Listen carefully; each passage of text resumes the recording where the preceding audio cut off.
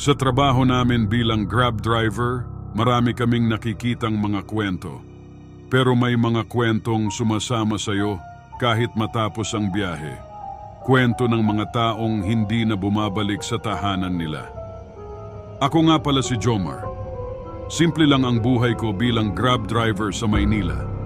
Araw-araw, ang manibela ang kasama ko, bumabaybay sa mga kalsadang halos kabisado ko na ang bawat lubak, kurba at liko. Sa likod ng manibela nakakausap ko ang iba't ibang klase ng tao, mga estudyanteng nagmamadali, mga empleyadong pagod sa trabaho, mga taong may kanya-kanyang kwento. Pero sa isang gabi, isang pasahero ang nag-iwan ng hindi ko malilimutang alaala. Simula nang pumasok ang pandemya, nagbago ang mundo ng mga driver tulad ko. Mula sa dami ng pasahero, unti-unti silang nabawasan at ang gabi ay naging mas tahimik kaysa dati. Ngunit sa kabila ng lahat, kailangan kong magpatuloy dahil may anak akong umaasa sa akin. Si Andre, 12 taong gulang, ay naiwan ko sa probinsya kasama ng lola niya. Kaya kahit mahirap ang biyahe, kinakaya ko. Isang gabi, 11:00 na, at nagpasya akong kumuha pa ng isang huling booking bago ako umuwi. Hindi naman ako natatakot sa gabi. Sanay na ako sa kadiliman ng Maynila. Nakita ko ang notification, isang pickup sa Intramuros. Madalas kong maiwasan ang lugar na iyon sa ganitong oras dahil madilim at hindi masyadong matao. Pero dahil malapit na rin ako sa area, tinanggap ko na. Pagdating ko sa lokasyon, nakita ko ang babaeng pasahero na nakatayo sa tabi ng poste ng ilaw. Simple lang ang itsura niya. Mahabang itim na damit, mahaba at tuwid na buhok, may dala siyang maliit na bag. Parang napakailap ng kanyang mga mata, pero nang bumukas ang pinto ng sasakyan at sumakay siya sa likuran, naramdaman ko ang bigat ng presensya niya. "Good evening po ma'am," bati ko habang tinitingnan ko ang GPS. Wala pang specific na destination. "Saan po tayo ma'am?" Tanong ko, sinusubukan pa rin ang app pero hindi lumalabas ang destination. "Sa Parañaque, kuya," sagot niya sa mababang boses na halos parang isang buntong hininga. Tahimik lang kaming nagbiyahe at naramdaman kong may ibang klase ng tensyon sa loob ng kotse. Parang ang bigat ng bawat sandali, lalo na nang marinig ko ang unang tanong niya. "Kuya, ilang taon ka nang nagdadrive ng Grab?" Tanong niya habang nakatingin sa bintana. "Mga 3 taon na rin po, ma'am," sagot ko, kahit medyo nagtataka sa tanong niya. "Bakit po? May asawa ka ba?" Tanong niya, halos pabulong. Napansin kong medyo bumigat ang boses niya, may halong lungkot o pangungulila. "Wala na po, ma'am. Nawala siya nung 1 taon. Grab driver din po siya dati," sagot ko ng diretsyo. Pilit na pinapakalma ang sarili.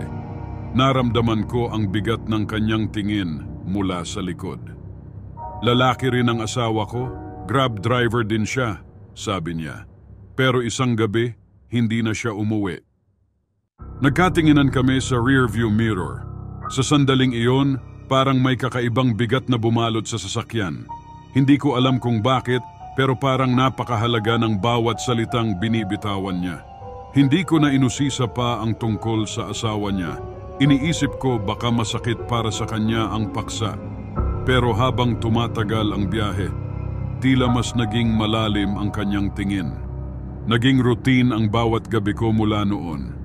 Halos 1 linggo na akong nakakatanggap ng parehong booking mula sa Intramuros. Sa parehong oras, nakikita ko siyang nakatayo sa ilalim ng parehong poste. Nakasuot ng parehong itim na damit at lagi siyang nag-aabang sa akin. Tahimik siyang sumasakay sa likod at binabanggit ang parehong destinasyon, Parañaque. Sa mga sumunod na biyahe namin, parang mas naging bukas siya. Nagsimula siyang magkwento tungkol sa asawa niya, kung paano siya isang mabait at responsable na tao. Lagi niyang sinasabi, hindi niya iiwan ang pamilya namin. Bulong niya minsan habang nakatingin sa bintana. Pero noong gabing iyon, hindi na siya umuwi. Sinabi ng mga pulis na baka may nangyari sa kanya, pero walang nakakita o nakarinig. Sa bawat kwento niya, nararamdaman ko ang lalim ng kanyang pangungulila. Ramdam ko ang sakit sa bawat salitang kanyang binibitawan na para bang may hinahanap siya na hindi niya matatagpuan. Minsan, tiningnan ko ang rearview mirror at nakita kong nakatingin siya sa akin ng diretsyo, may lungkot at tila may gustong ipahiwatig.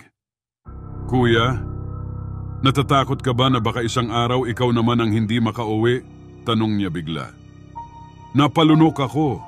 Hindi ko inasahan ang tanong na yon. Pero hindi ko mapigilan ang mag-isip. Paano nga kaya kung ako naman ang biglang mawala? Ano ang mangyayari kay Andre? Sino ang magsusustento sa kanya? Bawat gabing biyahe, ramdam ko ang panganib. Pero mas lumalalim ang takot ko dahil sa kanya. Parang may sinasabi siya sa akin na hindi niya direktang masabi. Kung nag-e-enjoy kayo sa kwento natin, huwag kalimutang i-like ang video na ito, mag-subscribe at i-on ang notification bell para lagi kayong updated sa mga bagong uploads. I-share nyo rin sa comments ang mga reaksyon o opinyon ninyo. Gusto naming marinig ang inyong mga saloobin. Salamat sa inyong suporta, mga kaibigan. Lumipas ang ilang linggo at napansin ng mga kapwa ko Grab drivers ang mga gabi-gabi kong biyahe mula sa Intramuros.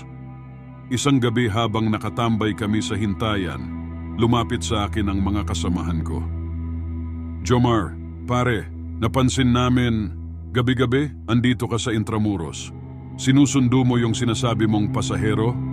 Tanong ni Eric, isa sa mga kakilala ko sa trabaho. Oo, pre. Lagi siyang nagbubook sa akin. Tahimik lang siya, medyo malungkot, pero palaging papuntang Parañaque, sagot ko. Habang iniisip na baka curious lang sila. Nagtawanan si Eric at ang isa pa naming kaibigan na si Manny. Pero may halong kaba sa mata nila. Pre, totoo bang may kasama ka sa kotse mo? Kasi nakikita ka namin na kinakausap mo ang likuran mo, pero wala naman kaming nakikitang tao doon, sabi ni Manny, halata ang pag-aalinlangan. Natigilan ako. Anong ibig niyo sabihin, nandun siya palaging nakasakay sa likod? Si Eric naman ang nagsalita, Bro, baka naman pagod ka lang. Minsan, nakakakita talaga tayo ng mga bagay na hindi naman talaga totoo. Pilit kong ipinaliwanag ang routine ko. Ang pasahero kong babae na palaging nagbubook sa akin mula sa Intramuros. Pero sa loob-loob ko, hindi ko maiwasang isipin ang mga sinabi nila. Kinabukasan, pumunta ako sa opisina ng Grab at nagtanong tungkol sa babaeng madalas kong isakay. Gusto kong siguruhin na hindi ako napapraning. Kinausap ko ang dispatcher at tinanong kung sino ang palaging nagbubook mula sa Intramuros papuntang Parañaque sa ganitong oras ng gabi. Jomar, ilang linggo ka nang may biyahe mula sa Intramuros? Pero base sa records namin, wala kaming natatanggap na booking mula sa lugar na yon sa ganitong oras, sabi ng dispatcher. Parang bumagsak ang mundo ko. Ibig bang sabihin, lahat ng nakikita ko, lahat ng pagsundo ko sa babaeng iyon, lahat ng kwento niya, hindi totoo? Pagbalik ko sa sasakyan, naupo ako sa driver's seat, tulala. Iniisip ko kung paano nangyari ito. Paanong isang gabi-gabi kong kasama na palaging naroon ay hindi pala totoo. Hindi pa rin ako mapalagay, kaya nagpasya akong bumalik sa Intramuros, sa lugar kung saan lagi ko siyang sinusundo. Gusto kong makahanap ng kasagutan. Pagdating ko doon, nakita kong may ilang pulis sa gilid ng kalsada. Lumapit ako at nagtanong kung anong nangyari. May natagpo ang bangkay ng babae dito mga isang buwan na ang nakakalipas, sabi ng isang pulis. Sinabi ng asawa niya na nawawala siya. Isang buwan na rin mula nang huling makita siya. Pinilit kong maging matatag. Pero ang bawat salitang naririnig ko ay parang punyal na tumutusok sa dibdib ko. Binalikan ko sa isip ko ang mga gabing kasama ko ang babaeng iyon. Ang mga kwento niya tungkol sa asawa niya, ang kanyang mga tanong, ang kanyang mga alaala. Isang gabi habang pauwi ako, sinubukan kong bumalik sa kotse at makita kong naroon pa rin siya. Tiningnan ko ang rearview mirror at wala akong nakita. Pero ramdam ko ang presensya niya. Ang bigat ng kwento niyang hindi natapos, ang sakit ng kanyang pagkawala. Naisip ko ang mga tanong niya sa akin.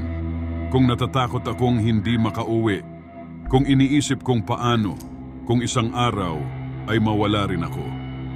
Ang mga salita niyang puno ng pangungulila ay nag-iwan sa akin ng mensahe, hindi para takutin ako, kundi para ipaalala ang halaga ng buhay at ng mga taong nag-aabang sa atin sa bawat pag-uwi. Simula noon, bawat biyahe ko ay naging mas maalam, mas may ingat, mas may pagmamahal. Hindi ko na nakikita ang babaeng iyon sa likod ng sasakyan ko, pero dala ko ang kwento niya. Ang kwento ng bawat taong hindi na makauwi, ng bawat pamilyang naiwan na naghihintay pa rin ng sagot. Hindi lahat ng pasahero ay kayang iwan ang kanilang kwento sa daan. Minsan, ang trabaho namin bilang driver ay hindi lang maghatid ng tao. Minsan, dinadala namin ang mga alaala at kwento ng mga taong nawawala, na hindi natagpuan at baka hindi na bumalik. Sa bawat pagbalik namin sa kalsada, dala namin ang kanilang alaala, isang pagpapaalala na ang bawat gabi ay hindi kailanman magiging pareho.